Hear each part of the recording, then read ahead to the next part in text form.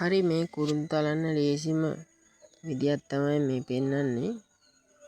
මෙන්න මෙහෙම කුරුඳු දිගට සංදි කරගෙන යනවා. ගිහිල්ලා තමයි පස්සේ මේ කෝටු කපා ගන්න. නැත්තම් මේ කරන්න වෙන්නේ මේ එකින් එක අගිසි හදන්න වෙනෝනේ. දැන් මේ ක්‍රමේදී මේ අගිසි වෙනම හදන්න ඕනේ. සංදි කරගෙන ගිහිල්ලා කපාගෙන යනවා. එතකොට අගිස්ස නිකම්ම හැදෙනවා. මොකද කුරුඳු මිටියක් බැන්දට පස්සේ අගිස්ස තමයි බලන්නේ මේ හොඳටම.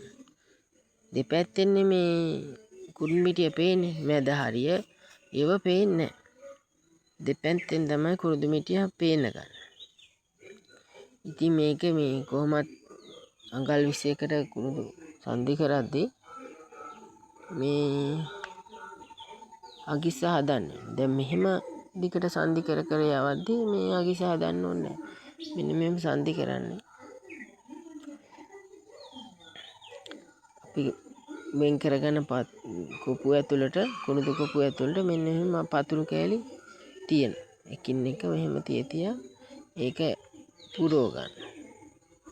කොපුව පිරෙනකන් රබර් පටිය ඔබන්න. රබර් පටිය ගැට ගන්න පුළුවන් ප්‍රමාණයට මෙන්න මෙහෙම කුරුඳු පොතු ඔබනවා ඇතුළට. සංදි කර ගන්නවා කියන්නේ මෙන්න මේකට තමයි. මෙන්න මේ විදිහට සංදි කර යවන ලිස්සන පොලවක් වෙන්න ඕන තියෙන. හරිම ලේසි මේ ක්‍රමය. කාලය ඉතිරි හදා යවනවා. ඊට පස්සේ ඒක දිගට ගිහිල්ලා ඒක දැන් කපන්න ඕනේ.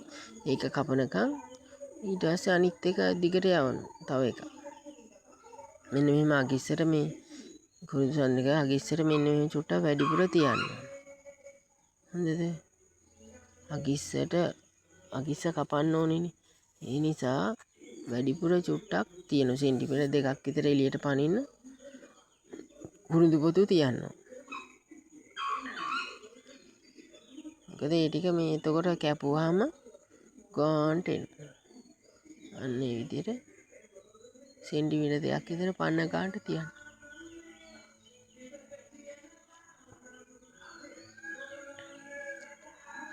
මේ විදිහට සංදි කරනවා. ඊට පස්සේ ඔන්නෝම අල්ලගෙන පොතු තියා එනවා දිගට.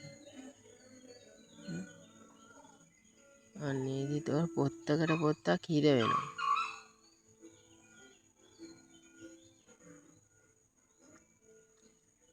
එන්නේ දුවම පොත්තකට පොත්තක් හිර වෙවි පහලට එනවා. කුරුඳු පොතු.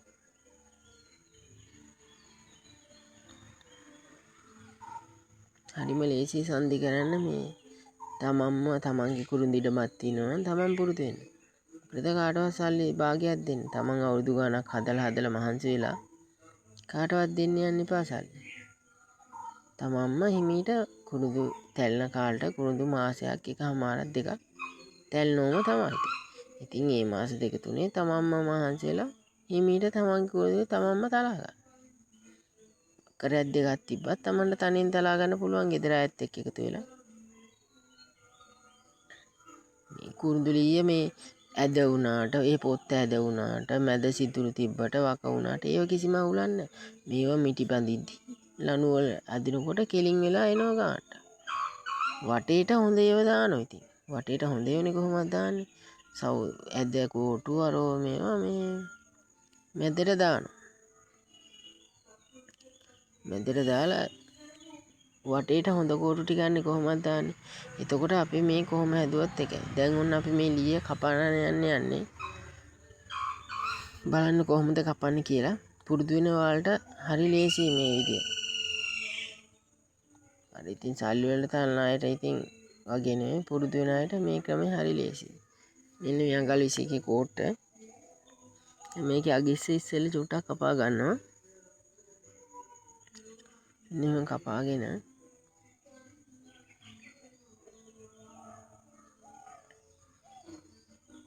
මොකද අදිස්ස ඔන්න ඔහම දැන් ඔය තනි කෝට්ටට හදද්දි වෙනම හදද්දි ඔන්නම අගිසි දෙපැත්ත ගානට කපා තමයි හදන්නේ. ඒතොර වෙලා යනවා. දැන් මෙහෙම කැපුවාම මේ විදිහට ඔන්න කෝට්ට තියෙනවා ගල්විසි එකේ. තියලා මෙන්න අගිස්සට කතුර තියලා කතුර ඇතුළට යවන්න. කතුර ඇතුළටම යවන්න ඕනේ. ගානට ගන්න එපා. ඇතුළටම යවලා අතින් තද කරගෙන මෙන්න අතින් තද කරලා පහළට කතුර ඔබන්න. බර දෙන්න. අන්න ලස්සනට කැපුණා. බලන්න කොච්චර ලේසියද කියලා. දැන් ඒක හදන්න දෙයක් නැහැ. එතන අගිස්ස ගානට හදන්න කිසිම දෙයක් නැහැ. මෙන්න මේ විදිහට. ඔන්න ඒක අනිත් එක්ක කපනවා. ලස්සනටම ආවා.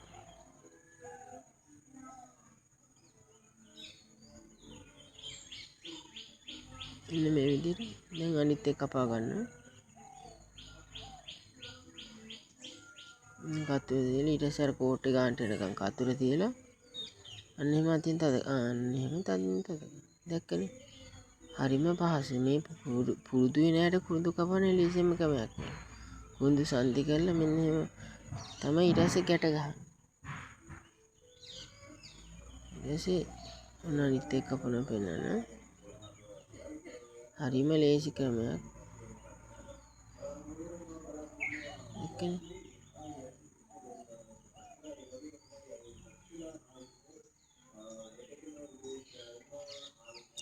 ඒතොර මුළු හදන්න කිසිම දෙයක් නැහැ. මෙහෙම කරා. එන විදිහට කපා ගන්න. අන්න එහෙම තාද කරගන්න. දැක්කනේ. දැන් මේවා බඳින විදිය වීඩියෝකුත් මම පෙන්නන පටිගැට ගන්න විදිය.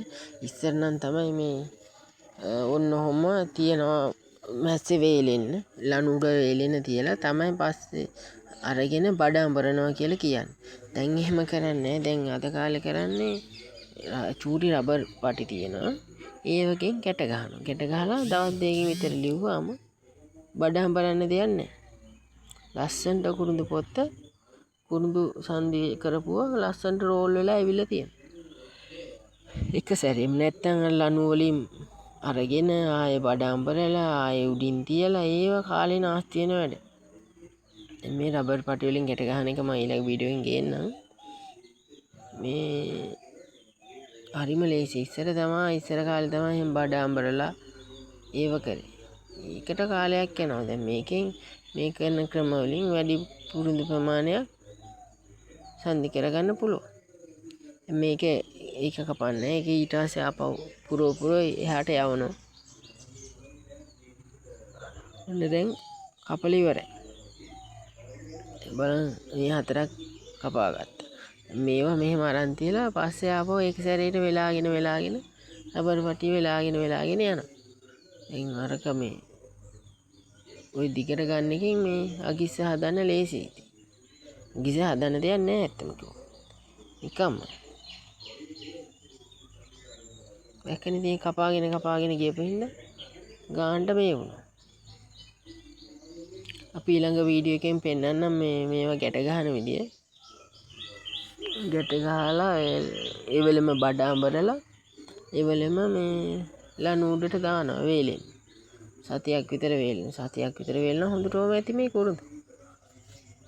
මේ නම් හදන්නේ C5. C5 නම් සතියයි වේලෙන්න. ඉක්මනට වේලෙන්න. දැන් ගොරෝසු වගේ නම් ඉතින් සති දෙකක්වත් වේලන්න. මොකද මැදට ගොඩක් පොතු වැටෙනවනේ. මේ හදන්නේ C5.